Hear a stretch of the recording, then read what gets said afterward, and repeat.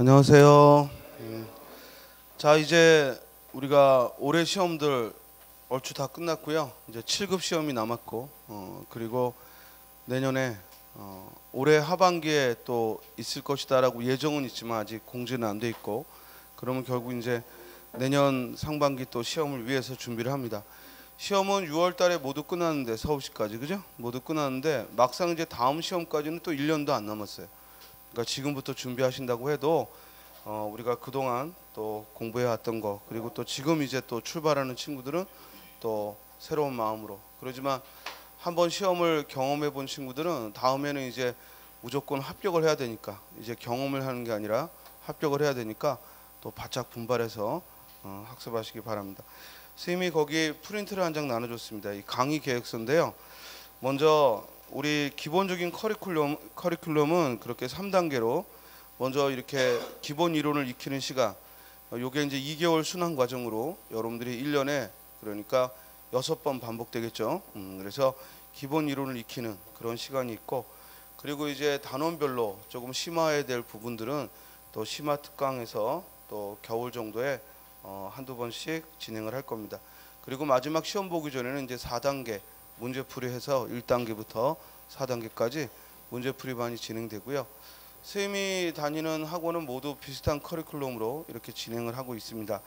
그리고 이번에 시험을 치고서 또 여러분들이 그동안에 기출됐던 문제들과 매우 유사한 게 많은데도 불구하고 또 그만큼 내가 알지를 못하고 한번 봤던 것으로 끝나는 게 아니라 나의 실력으로 이렇게 자리를 잡기 위해서는 일단 중요한 이론들이 목표가 좀 분명해야 될 것 같아요. 그래서 선생님이 그 뒤에 보면은 48개로 딱 줄여놨어요. 48개. 그러니까 이게 여러분들이 정복해야 될 핵심적인 이론입니다. 여기서 20문제입니다. 그러니까 여러분들이 1000페이지가 넘는 뭐 일반적인 수험서들, 물론 우리 수험서는 좀 더 페이지를 선생님이 줄였지만 그래도 뭐 수험서는 두껍죠. 그걸 정복한다고 생각하고 공부하지 마시고, 즉 여기 48개 이걸 정복한다고 생각하면 해볼만 할 겁니다. 그리고 이론은 사실은 이 정도면 되는데 문제는 그걸 자기 실력으로 바꾸기 위해서 충분히 이제 연습하고, 그리고 또 그걸 반복하고 이런 훈련을 하셔야 됩니다. 그리고 우리 이렇게 같이 모여있는 친구들뿐만 아니라 전국 각지에서 또 각자 자기들 여건 속에서 공부하는 많은 친구들이 있는데, 그런 친구들과 이 경쟁률이라는 것에 신경을 쓰지 마시고 결국 공부는 자기 자신과의 싸움입니다. 그러니까 100명이 모이든 1000명이 모이든 한 명을 뽑는데 결국 내가 싸워야 될 대상은 나머지 그 99명이 아니라 990명이 아니라 여러분들 각자의 자신의 그 게을러지고 싶은 또는 나태해지는 마음, 또는 가볍게 여기는 마음, 또는 지나치게 또 너무 긴장하는 마음, 이런 자기 자신의 마음과 싸우는 것이니까 여러분들이 스스로만 항상 되돌아보시고 한 걸음 한 걸음 해나가시기 바랍니다. 그리고 매번 이렇게 첫 시간에 이 마음가짐으로 끝까지만 가면 다 합격해요. 그런데 이제 우리가 또 공부해보면 알지만 한 2달째 접어들면 또 이 중에 한 10분의 1은 또 슬슬 빠지고, 그죠? 또 한 몇 개월 지나면은 또 조금씩 나름대로 또 여러 가지 핑계를 대고 또 나태해집니다. 자, 그것만 방지하면 틀림없이 합격할 수 있습니다. 그러니까 뭐 고졸도 상관없고 뭐 대졸도 상관없고, 심지어 뭐 연령대가 20살도 합격하고 53살도 합격하고, 그죠? 선생님은 여러 사람들을 봤습니다. 그렇기 때문에 꼭 어떤 사람이 더 합격에 유리하다 이런 건 없다는 것을 나는 현실에서 봤습니다. 그러니까 이론적으로는 아무래도 뭐 전공도 하고 대학도 졸업하고 그리고 바짝 다른 일 없이 공부에 뛰어들었을 때 가장 좋을 거다, 이게 이제 이론적으로 생각하는 것이고, 실제로는 그렇지가 않더라고요. 실제로는 결국 뭐 10여 년간 주부로서 계속 체급과 손 놓고 있다가도 또 바짝 덤벼들어서 합격하는 친구도 있고, 반면에 대학 졸업하기 전부터 와서 즉 공부했는데도 쉽게 되지 않는 친구들도 있고, 이렇게 각자의 사정이 다른 거니까 여러분들도 스스로와의 싸움이다라고 생각하시고 한 걸음 한 걸음 해나가시기 바랍니다. 그런 마음으로 여기 앉아 있는 거겠죠. 그렇죠? 그래서 수업 진도는요. 이번에는 그 보충 자료가 아닌 기본서로 수업을 하겠습니다. 그래서 한 2달간 또 수험서로 한번 하고 또 한 2달은 세미 프린트를 또 한번 하고 또 2달은 또 방법을 또 기본서를 하든 프린트를 하든 이렇게 나름대로 좀 변화를 주면서 이론반을 끌어가도록 하겠습니다. 알겠죠? 자, 그리고 또 하나 지켜줄 건 스님도 지각 결석하지 않을 테니까 여러분들은 특별한 사정이 없는 한 지각 결석하지 말고 일단 수업에 충실하는 것이 가장 우리가 첫 번째 해야 될 일입니다. 그러니까 여러분들도 그렇게 해주시고요. 또 여기에 수업 들으러 오지 마시고 공부하러 와야 됩니다. 그냥 수업 들으러 올 거면 뭐하러 힘들게 여기까지 와. 집에서 그냥 동영상 틀어놓고 있으면 되지. 그러지만 여러분들이 공부하려고 왔잖아요. 그죠? 그리고 공부를 하기 위해서는 이 더운 여름날 왔다 갔다 힘들기도 하겠지만 그 애쓴 만큼 와서 하나라도 더 알고 그리고 내가 시험에 필요한 지식을 알고 또 스님들께 궁금한 건 여쭙고 이렇게 공부하러 오는 시간이다. 이런 마음으로 해주시기 바랍니다. 자, 그러면은 이제 보다 구체적인 건 진도 나가면서 진행하겠습니다. 그러면 첫 번째 우리가 첫 시간에 진행해야 될 것은 스님이 48개의 그 핵심 이론을 적어놨죠. 그럼 거기서 제일 처음 1번 뭐라고 써놨어요? 언어의 특성과 기능이라고 그랬어요. 그러니까 이번 시간에 우리가 즉 해결해야 될 것은 일단 언어의 특성과 기능을 알자라는 거야. 그리고 스님이 오른쪽에 여백을 놨던 이유는 이제 시간마다 내가 어떤 걸 해라라고 과제를 줄 거예요. 그럼 그 과제를 그 옆에 메모하세요. 그리고 또 공부하면서 어려운 단어는 옆에다가 체크하시고 그래서 여러분들의 수험 생활에 국어에 있어서 길잡이가 되도록 이 프린트 잃어버리지 마시고 책 앞이나 또는 따로 파일에다 잘 두시고 또 공부할 건 기록해 놓고 또 과제들은 기록해서 그날 끝내야 돼요. 하여간 스님이 국어를 매일 하라는 말은 안 합니다. 그러나 오늘 목요일 날 여러분들에게는 목요일이죠. 오늘 하루만은 국어에 집중하시고 그런 다음 이제 자기 나름대로 계획한 다른 것들을 해도 좋지만 일단은 오늘 수업을 들은 그 과목에 집중하는 것이 가장 좋습니다. 알겠죠? 자, 그러면 언어의 특성과 기능부터 언어의 특성과 기능이 이번 시간에 우리가 정복해야 될 첫 번째 목표입니다. 자, 이 언어의 특성과 기능은요 2013년도 출제되고 그리고 2015년도 7급에 한번 출제되고 그렇게 빈번하게 나오는 건 아닙니다. 그렇지만 문법을 공부할 때 가장 기본적으로 공부해야 되는 개념들이 나오기 때문에 공부하는 거고요. 이 자체는 그렇게 출제 빈도가 높지는 않습니다. 그리고 또 여러분들이 상식적으로 알고 있던 내용들이 많기 때문에 그리 어렵지 않게 이 부분은 정복할 수 있을 겁니다. 자, 그럼 먼저 언어의 특성이라고 했습니다. 그러면 우리가 먼저 개념을 정리하면 언어라는 게 무엇이냐라고 말을 했을 때 언어라는 것은 결국 인간만이 의사소통을 목적으로 즉 만들어낸 기호의 일종이다. 자, 여기 기호라는 말이 등장합니다. 우리가 기호라는 것은 의사소통을 하기 위해 만든 모든 걸 기호라고 합니다. 예를 들어 신호등의 색깔도 기호고 또 우리가 올림픽의 심벌 마크도 기호고 다만 기호라는 것이 되려면 결국 기호가 되려면 형식과 그리고 내용을 갖추고 있어야 되고요. 그렇다면 언어도 기호의 일종이라면 형식과 내용을 가지고 있을 거고 따라서 예를 들어 꽃이라는 이런 형태의 내용이 즉 이런 꽃을 우리가 떠올린다면 이건 우리에게 기호가 되죠. 그러지만 스님이 여기다가 이걸 뒤집어서 촉이라고 썼어요. 그러면 여러분들한테 어떤 의미도 떠오르지 않아요. 내용이 떠오르지 않아. 그러면 얘는 우리에게 뭐야? 기호로서의 역할을 못하는 거죠. 이해돼요? 그렇다면 기호가 되려면 결국 언어도 형식과 내용을 갖추고 있어야 되고 그래서 언어의 형식을 음성이라고 하고 그리고 언어에서의 내용을 의미라고 합니다.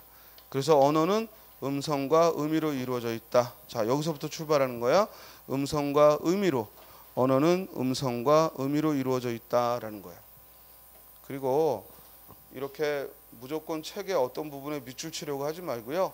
나름대로 노트를 준비해서 또는 책의 여백에다가 선생님이 판서하는 건 최소한만 쓸 거니까 여러분들도 같이 메모하면서 이해하세요. 그리고 제가 어디 책을 보자 하면 그때 책을 같이 보고, 알겠죠? 그렇게 같이 생각하면서 공부를 합시다. 자, 그래서 언어라는 것은 인간만이 의사소통을 위해 마련한 기호다. 그래서 언어는 음성과 의미로 이루어져 있다 하는 것을 언어의 개념으로 잡을 수 있어요. 다음, 이제 이 음성과 의미는 어떤 관계냐라는 것부터 출발을 하면, 봐봐, 이렇게 생긴 대상을 우리는 꽃이라고 말을 하지만 이걸 다른 나라 사람들은 다르게 부르겠죠. 그렇죠? 또 우리말은 동음이어가 많잖아요. 예를 들어 감상이라는 단어만 보더라도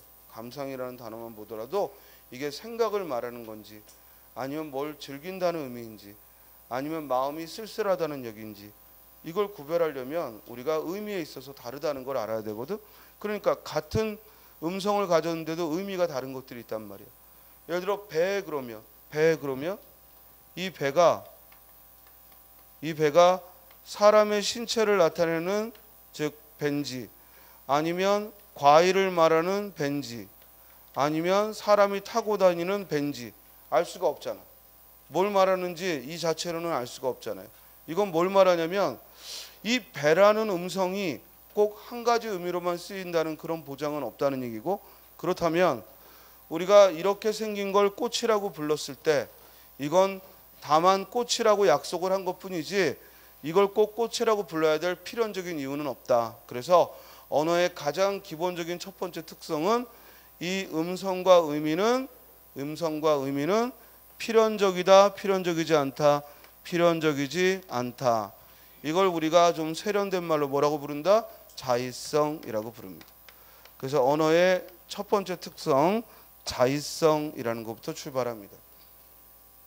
그래서 언어가 자의적이다라는 얘기는 곧 음성과 의미가 필연적이지 않다라는 의미입니다.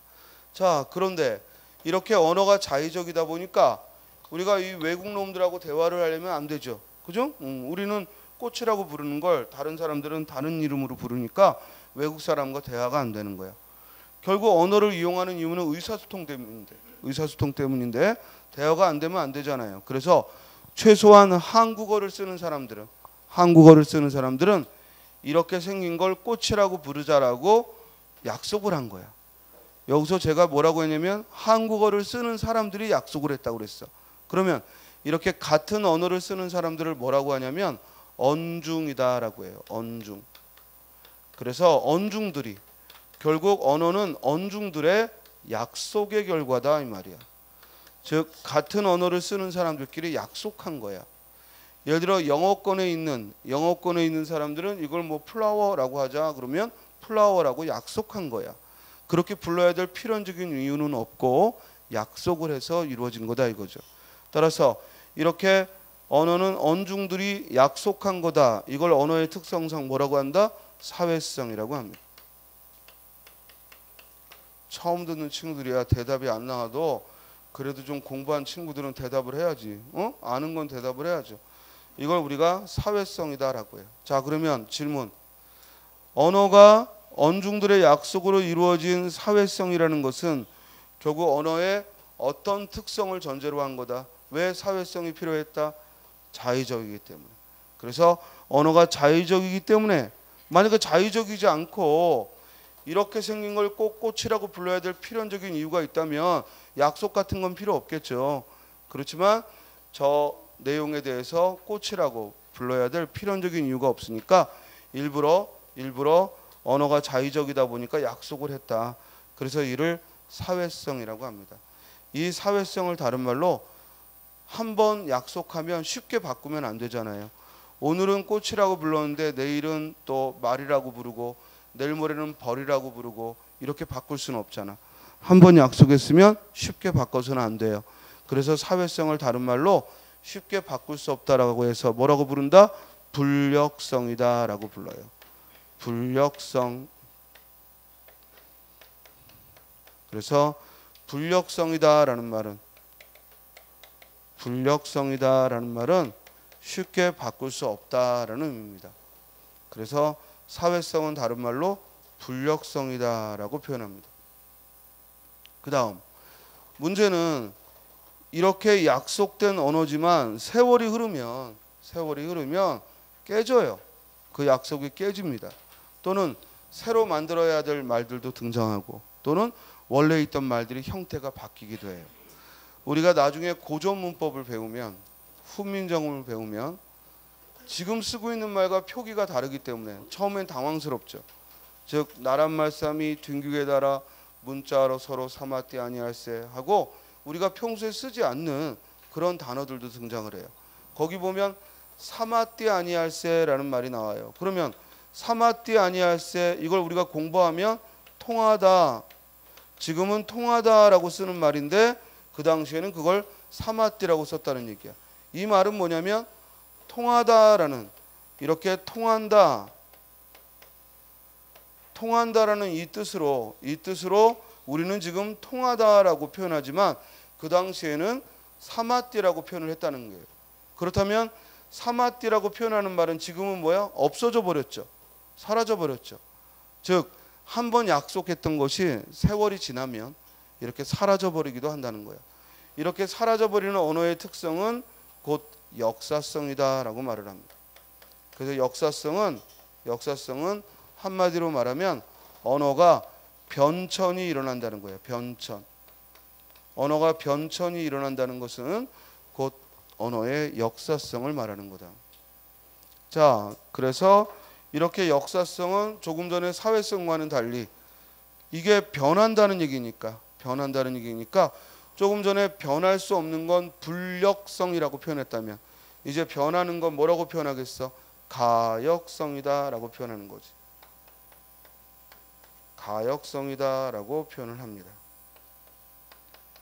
그래서 언어의 역사성은 곧 바꿔 말하면 가역성이다.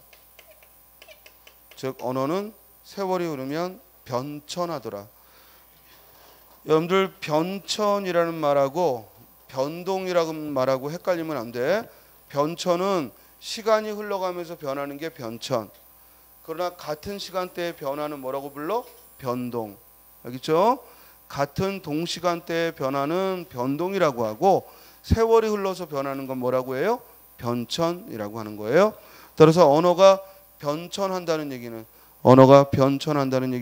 곧 언어의 역사성을 말하고 있다. 됐죠? 자, 그래서 결국 역사성이든 사회성이든 언어가 이렇게 변하고 또는 약속을 하고 이러는 이유는 결국 언어의 어떤 특성 때문이다? 그렇지, 자의성 때문이다. 그죠? 언어가 자의적이다 보니까 즉 역사성과 또 사회성이 필요했다. 여기까지 이해됐어요? 자, 여기까지가 언어의 가장 기본적인 특성 세 가지입니다. 이걸 먼저 이해하고 나머지는 이제 2차적인 특성이에요. 자, 2차적인 특성은 교재를 좀 보겠습니다. 먼저 3쪽에 보시면 언어의 분절성과 추상성이라는 말이 나옵니다. 언어의 분절성과 추상성. 우리 예전 교재와 내용은 똑같습니다. 선생님이 똑같은 내용인데 다만 페이지가 좀 다를 수 있어요. 그러니까 대신 순서나 내용은 거의 다 똑같습니다. 그러니까 여러분들이 옛 교재를 가지고 있는 친구들은 옛 교재를 그대로 갖고 하시면 되고 새로 등록한 친구들은 새 교재를 가지고 하고 계시면 되고요. 대신 중간중간 문제들이 이제 옛 교재에는 빠져 있을 텐데 그건 선생님이 따로 프린트를 해줄 테니까 기존 교재를 가지고 진행하시면 됩니다. 자, 거기 3쪽에 보면 언어의 분절성과 추상성이란 말이 나옵니다. 자, 먼저 분절성은 언어는 외부 세계를 그대로 반영하는 게 아니라 밑줄 쳐요. 연속적으로 이루어져 있는 세계를. 밑줄 치라면 딱 밑줄 치라는 데까지만 쳐. 아무데나 찍찍 긋지 말고. 알겠어요? 자, 연속적으로 이루어져 있는 세계를. 여기까지만. 연속적으로 이루어져 있는 세계를. 여기서 세계라는 것은 꼭 세계와 우리 젊은이여 세계로 그럴 때의 세계가 아니야. 이때의 세계는 생각하는 주체인 나를 제외한 모든 것이 세계야. 이해돼? 다른 사람도 세계일 수 있고 다른 사물도 세 개일 수 있고, 다른 나라도 세 개일 수 있고, 자연도 세 개일 수 있고. 이해돼? 그러니까 생각하는 주체인 나를 제외한 모든 것, 이 모든 것이 세 개인데, 이 모든 것은 사실은 나를 포함해서 이 모든 세계는 연속적으로 이루어져 있어. 나라는 인간도 머리털부터 발끝까지 모두 즉 하나로 이루어져 있다고. 눈썹 하나 뽑아도 아프잖아, 그죠? 발톱 하나 망가져도 걷는데 불편하잖아, 그러지 않아요? 따라서 우리 머리끝부터 발끝까지 모두 유기적으로 이루어져 있다고. 모든 세계는 그렇게 유기적으로 덩어리로 이루어져 있는데, 이 언어는 그 연속적으로 이루어져 있는 세계를 그 뒤로가 끊어서 표현한다는 거예요. 끊어서 표현한다는, 끊어서 표현한다 밑줄 치고. 따라서 결국 언어는 끊어 표현하는 성질을 가졌다. 예를 들어 우리 몸은 머리끝부터 발끝까지 하나인데도 우리는 어떤 부분은 얼굴, 어떤 부분은 뺨, 어떤 부분은 이마, 어떤 부분은 코, 어떤 부분은 콧등, 이렇게 구별해서 이야기하게 되고, 이렇게 언어는 끊어 표현하는 성질을 가졌다. 그걸 뭐라고 한다고? 분절성. 그래서 분절성을 다른 말로 뭐라고도 부른다? 불연속성이라고도 부르는 거야. 자, 예전에는 시험 문제가 이렇게 나온 거야. 언어의 특성 중 연속적으로 이루어져 있는 세계를 끊어 표현하는 성질을 뭐라고 하느냐? 그러면 분절성. 사실 내용을 몰라도 그냥 암기하면 풀리는 문제가 10년 전 문제돼요. 10년 전. 그러나 지금은 그런 문제 안 나와요. 아무리 기다려도 안 나오지. 대신 어떻게 나오나? 다음 보기에서 말하고 있는 얘들이 말하고 있는 언어의 특성은, 이렇게 묻는 거야. 그래서 무지개를 가리켜. 사실 무지개는 연속적으로 색깔이 이루어져 있어. 구별하기 어려운데 이를 우리는 빨강, 주황, 노랑, 초록, 파랑, 남색, 보라 7가지로 나누어 표현한다. 또 1년의 시간의 흐름은 구별하기 어려운데 우리는 새해를 1월 1일이라고 하고, 또 과거의 연도를 12월 31일이라고 해서 송구영신이라는 이름으로 구별하여 말한다. 자, 이와 같은 예가 말해주는 언어의 특성은 그럼 뭐라고 하는 거예요? 분절성. 그러니까 지금은 그냥 책을 달달달달 외우는 사람은 절대 60점 이상 안 나와. 알겠어요? 충분히 이해해야 돼요. 그리고 항상 국어나 영어에서의 문법은 내가 예를 들어야 실력이야. 예를 들 수 있어야 실력이라고. 이해돼? 그러니까 언어의 자의성은 뭐냐? 언어는 음성과 의미가 필연적이지 않은 거다. 이건 반쪽짜리 지식이야. 그럼 예를 들어봐라. 예를 든다면 같은 대상에 대해서 나라마다 표현이 다르다거나, 또는 우리말에 있는 동음이어가 있다거나, 이런 것들이 자의성의 예다. 이렇게 나와야 된다고. 이해돼요? 자, 그래서 항상 처음에는 개념 정리가 필요하지만 더 중요한 건 뭐다? 예를 들 수 있어야겠다. 자, 그리고 거기 그 예 중에 송구영신이라는 한자가 보일 거야. 송구영신. 찾았어요? 자, 이번 주 과제. 자, 옆에 계획표에서 스님이 나누어진 계획표 맨 밑에 보면 스님 카페 주소가 있을 거야. 김철민 선생 공무원 구호교실이라고. 그죠? 자, 그 다음 카페, 이 카페를 찾아가면 거기 여러 자료들이 들어있을 텐데, 그거 자료 모두 욕심내지 말고 선생님이 말하는 것만 뽑아보면 돼요. 나머지는 다 들어있고 하니까. 자, 이 공무원 구호교실 선생님 카페에 가셔서요, 이번 주는 무조건 부수를 익히는 그런 시간을 갖기 바랍니다. 그래서 부수 익히기. 그래서 들어가시면은 부수 자료가 있을 거야. A4 2장으로 되어 있는 부수. 그래서 모두 247개 한자 부수가 있는데, 일단 그 부수를 무조건 알아둬야 돼.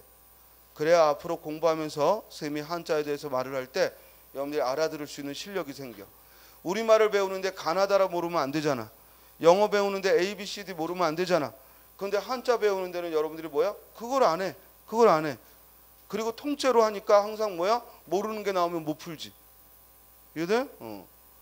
모르는 게 나와도 풀 수 있을 만한 기본적인 게 있어야 되잖아. 그게 바로 한자에서는 부수야. 알겠어요? 따라서 부수를 익히는 시간을 가져라. 그래서 선생님 카페에 가면 부수가 들어있을 거고, 우리 지난달까지 보충 자료에 부수 넣어놨어. 그러니까 보충 자료 있는 친구들은 보충 자료 맨 뒤에 보면 부수가 들어있고, 반면에 우리 없는 친구들은 선생님 카페에 가면은 부스가 있을 거야. 그리고 또 하나는 이제 일주일에 한 번씩 우리가 만나니까 질문 사항이나 이런 것들도 카페를 이용해서 선생님한테 대한 질문은 선생님 개인 카페에 하세요. 그래야지 제가 답변을 할 수 있어요. 그리고 선생님 카페는 저 혼자 답변을 하는 거니까 여러분들이 적어도 선생님한테 확실한 답변을 들을 수가 있을 겁니다. 그러니까 좀 귀찮아도 가서 가입하시고, 그리고 부스 즉 자료가 수험 자료실에 보면 부스 익히기 자료가 있을 거예요. 그리고 거기에 들어가 보면은 예전에 최근에 기출됐던 문제들에 대한 동영상도, 또 선생님이 다른 학원에서 찍었던 동영상도 올라와 있으니까 또 가까운 시험들 또 분석한 것도 한번 보시고, 그래서 부스 익히기, 즉 이번 주 첫 시간에 선생님이 여러분들 강조하는 거는 부스를 익혀달라라는 겁니다. 자, 그래서 이제 부스를 익히고 났다고 전제하고 이제 송구영신이라는 단어를 보면 그 송자와 그리고 영자에 보면 공통된 게 있죠. 뭐가 보여요? 아까도 이미 나왔던 건데 요게 보일 거예요. 요게. 그죠? 요걸 우리가 책받침 부스라고 하는데, 이 책받침 부스가 들어있으면 무조건 움직임을 말하는 거야. 움직임을. 알겠어요? 따라서 송하면은 즉 움직인 건데 즉 보내다라는 의미고, 또 영하면은 움직인 건데 뭐야? 맞이하러 간 거야. 그래서 보낼 송자, 맞이할 영자, 이렇게 기억을 하게 돼요. 그래서 적어도 앞으로 송구영신 했을 때 송자와 영자의 한자를 물어보면 여러분들은 뭐가 떠올라야 돼? 책받침이 떠올라야 돼. 그래서 옛 것을 보내고 새 것을 맞이한다, 이런 식으로 여러분들이 한자를 뜻과 관련지어서 그리고 바라볼 수 있어야 돼. 그래야 한자는 실력이 올라가. 그리고 두려워하지 말 것이, 이번 지방직도 한자가 겉으로 써 있는 게 많다 보니까 한자 문제가 많은 것처럼 착각이 들지, 실제로 한자 문제는 2개였어. 그런데 온통 한자인 것처럼 느껴진 이유는 여러분들이 한자를 너무 겁을 먹고 있기 때문에 그래요. 한번 겁을 먹으면 우리가 그 실체를 똑바로 못 보게 돼요. 일상에서도 그러잖아. 뭔가 어슴푸레하고 모양을 알지 못하는데 막 괴이한 소리가 들리면 우리는 그게 뭔지도 모르고 무서워한다고. 문제도 마찬가지야. 그냥 본질을 똑바로 쳐다보면 아무것도 아닌 문제인데 괜히 한자만 두드러지게 보이면은 겁을 먹는다고. 점점 이 경쟁률이 높아지고 하니까 국어 선생들이 출제를 할 때 똑같이 중요한 문제를 그냥 내면 이제는 변별력이 자꾸 떨어지니까 일부러 한자를 노출시키는 거예요. 그러나 실제로 한자에 관한 문제를 비중을 더 넓힐 수는 없어요. 왜? 출제 룰이라는 게 있거든. 그리고 지금 공무원의 공문서는 모두 한글 전용이기 때문에 사실은 시험 볼 때 말고는 한자를 볼 일이 없거든. 그러니까 사실 한자는 떨어뜨리려고 내는 거야. 그렇기 때문에 매우 쉬운 걸 내고, 쉬운 걸 내도 여러분들이 워낙 한자를 무서워하고 안 보다 보니까 그래서 거기에 딱 걸려서 넘어지게 된다고. 그래서 한자를 두려워하지 않으려면 일단 국어의 가나다라처럼 영어의 ABCD처럼 한자의 기본적인 부수를 익혀두면 우리가 굳이 모든 단어를 안 보더라도 한자에 대해서 좀 더 두려움을 없앨 수가 있습니다. 알겠죠? 그래서 송구영신이라는 단어를 볼 때 대부분의 학생들은 송구영신이 중요하다 이러면 송구영신을 외워버린다고. 근데 이러다 보면은 몇 개가 넘어가면 이제 힘들어서 못 외워요. 그럼 포기해버려. 그러면 또 하나만한 것이 돼버리거든. 그러니까 한자를 처음 볼 때는 외우려고 하지 말고 이 글자를 바라보면서 아는 부수를 눈여겨두라고. 아는 부수를. 알겠어요? 그러면 그 한자를 객관식으로 물었을 때 우리가 정확히 쓰지는 못하더라도 그 한자를 찾을 수가 있습니다. 그래서 적어도 이제 이 시간 이후로 여러분들은 송구영신 한자를 쓰지는 못한다 하더라도 만약에 송구영신에 해당하는 한자는 그랬을 때 송자와 영자에 뭐는 있는지 확인할 수 있어? 책받침이 있는지를 확인할 수는 있다 이 말이야. 이해됐어요? 자, 다음 이제 여기까지 분절성을 얘기를 했고요. 자, 다음 페이지로 가시면 이제 추상성이라는 말이 나와요. 자, 추상성이라는 것은 몇 줄 칠까요? 추상화 과정을 거친 거예요. 추상성이란 무슨 뜻이라고요? 추상화 과정을 거친 거예요. 추상성이랑 딴 게 아니고 추상화 과정을 거친 걸 추상성이라 해요. 그러면 이제 추상화 과정은 뭐냐 이거죠. 추상화 과정은 뭐냐? 수많은 종류의 지시물로부터 한 지시물의 공통 속성을 뽑아내는 과정. 말이 좀 어렵죠? 자, 그럼 예를 봐봐요.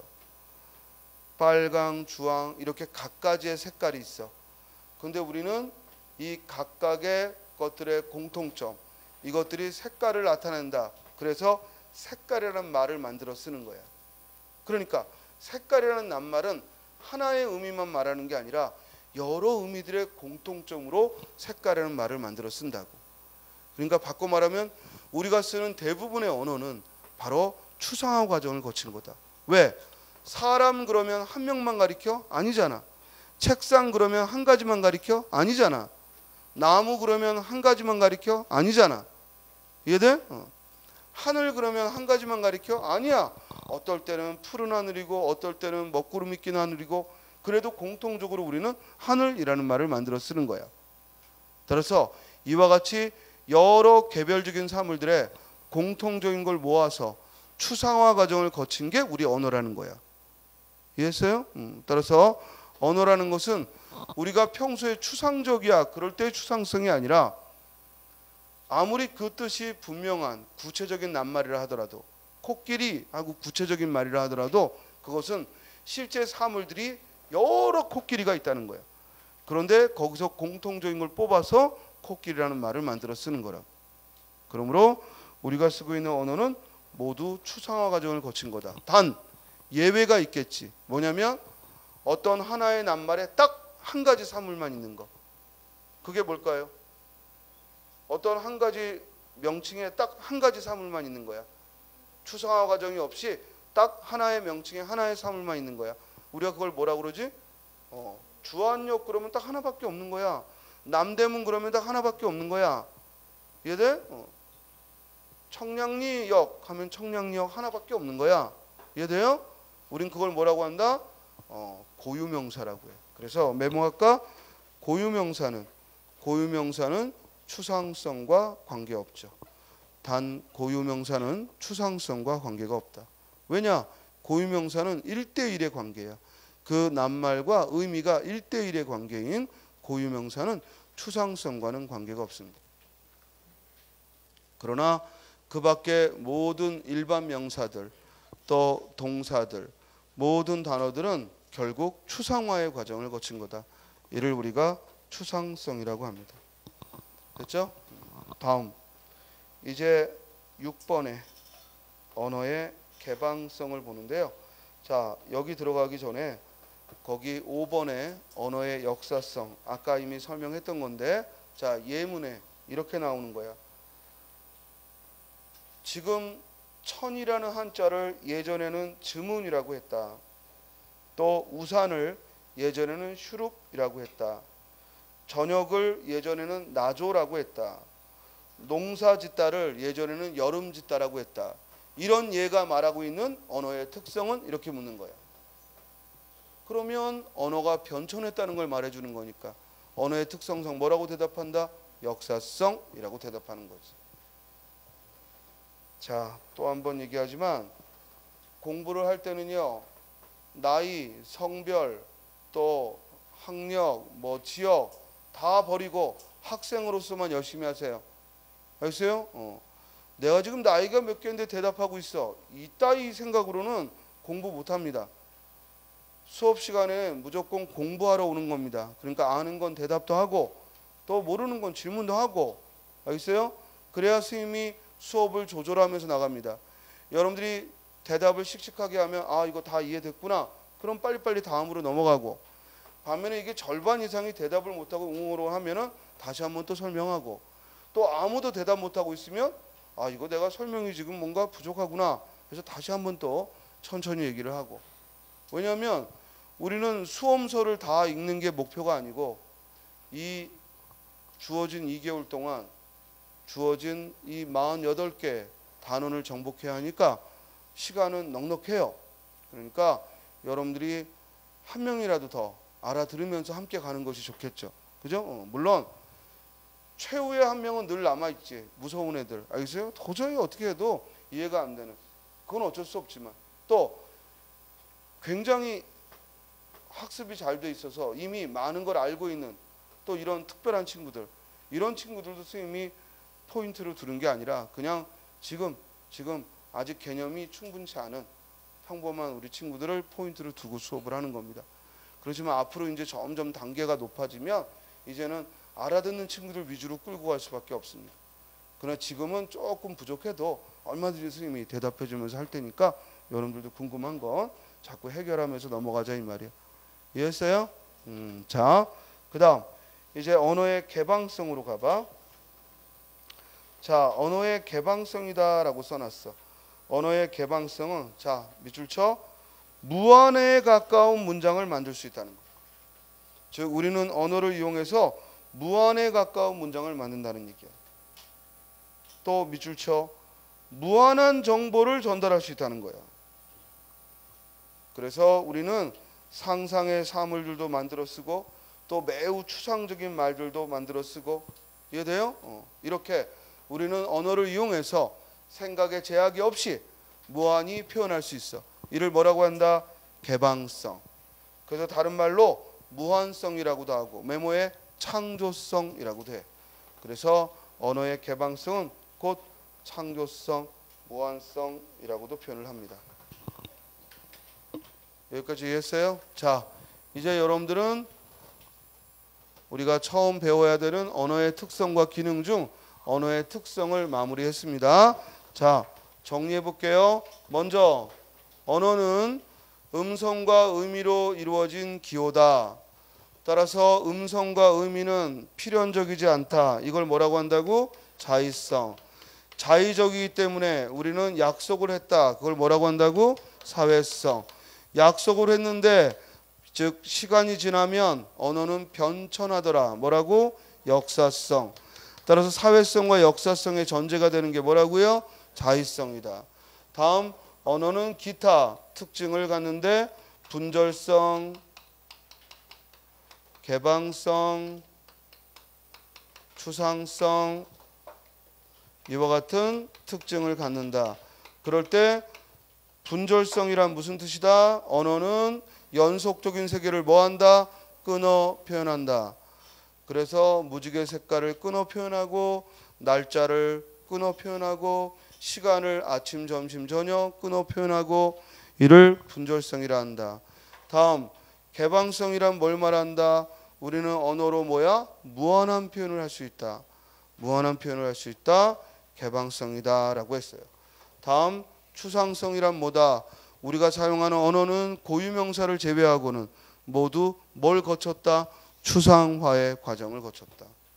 그래서 시험 문제에 우리가 공상과학 영화를 보면 한 번도 가보지 못한 그런 행성들, 즉 그런 곳에서 괴물들도 등장하고 못 보던 세계가 등장하고 그럴 때 우리는 그런 족속을 일컬어 무슨 족 뭐 심지어는 즉 이러저러한 명칭으로 그들을 불러요.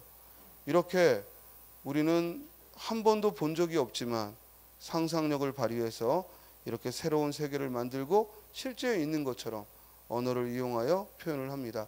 자, 이와 같은 예가 말해주고 있는 언어의 특성은 뭐냐? 그럼 뭐라고 해야 돼? 개방성. 뭔가 잘 모르는 걸 만들고 추상적인 걸 만들었다고 추상성이라고 오해하면 안 되고, 즉 이렇게 무한히 우리가 경험하지 못한 것도 만들었을 수 있는 건 언어의 어떤 특성을 말한다? 개방성을 말한다. 알겠죠? 다음 이제 여러분들 교재 오른쪽에 보시면요 언어 습득 이론이라는 게 있는데, 자 지금 선생님이 단원의 목표에 빠졌죠? 그럼 뭐야? 이건 나중에 뭔가를 다른 걸 문제를 풀거나 뭘 하다가 필요하면 찾아보라는 거예요. 이해돼? 모두 읽을 필요는 없고 지금은 일단 언어의 특성과 기능에만 집중하세요. 이해돼요? 자, 이제 언어의 특성 중 남은 두 개가 더 있어요. 그게 뭐냐면 오른쪽에 바로 체계성이라는 말이 있어요. 체계성 찾았어요? 자, 언어의 특성 중 체계성이라는 것은 밑줄 쳐. 언어 기호는 전체적으로 체계를 이루고 있다라는 거예요. 언어 기호는 전체적으로 체계를 이루고 있다. 이 말은 뭐냐면 곧 하위 체계의 연속으로, 즉 말소리, 어휘, 문법 규칙이 있고 또 이런 것들이 이제 모여서 상위 구조를 만드는 거야. 그래서 우리가 사용하는 모든 나라의 언어는 하위 요소가 있고 그 하위 요소가 모여 상위 구조를 이루어요. 이렇게 상하관계로 이루어져 있어요. 이걸 뭐라고 부른다? 체계성이라고 불러요. 또 다음 페이지로 가시면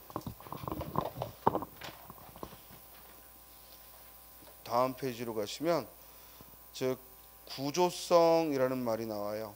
그래서 우리가 언어는 이와 같은 체계를 갖추고 있고 동시에 언어는 또한 일정한 구조를 갖고 있는데 이 구조를 갖고 있는 성질을 곧 체계성과 같은 말로 써요. 그래서 언어가 구조적이라는 얘기는 결국 체계를 갖추고 있다는 얘기고, 그래서 언어의 체계성과 구조성은 같은 의미입니다. 대신 구조라는 말이 체계라는 말보다는 좀 더 넓은 의미가 돼요. 자, 그리고 우리가 언어를 사용하게 되면 반드시 어떤 언어나 문법적인 특징을 갖게 됩니다. 그걸 우리가 언어의 규범성이다라고 불러요. 그걸 뭐라고 부른다고요? 언어의 규범성. 그래서 어디다 메모하시냐면 여기 6쪽 맨 위에 보면 문법 규칙 등은 관점이나 범주에 따라 형성된 것이다, 이런 말이 나올 거야. 따라서 언어가 문법 규칙을 갖고 있다, 이걸 우리가 문법 규칙을 가지고 있다, 이걸 우리가 규범성 또는 규칙성이다 라고 얘기를 합니다. 규범성 또는 규칙성이다 라고 얘기를 해요. 자, 그래서 지금 언어의 나머지 성질 두 가지, 체계성과 이 규칙성이 좀 섞여 있다 보니까, 수험서에 좀 섞여 있다 보니까 여러분들 헷갈리는데, 자, 이걸 메모를 해봐.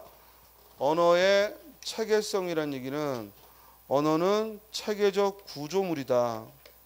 그래서 하위 요소가 있고 상위 구조가 있는 그와 같은 구조성, 구조를 갖추고 있는 거다. 이게 언어의 체계성을 말한 거고, 다음에 언어가 규칙을 가졌다는 얘기는 쉬운 얘기야. 바로 언어에는, 모든 언어에는 나름대로의 어법, 문법이 있다는 거야. 그래서 규칙성, 규범성이라는 말을 하는 겁니다.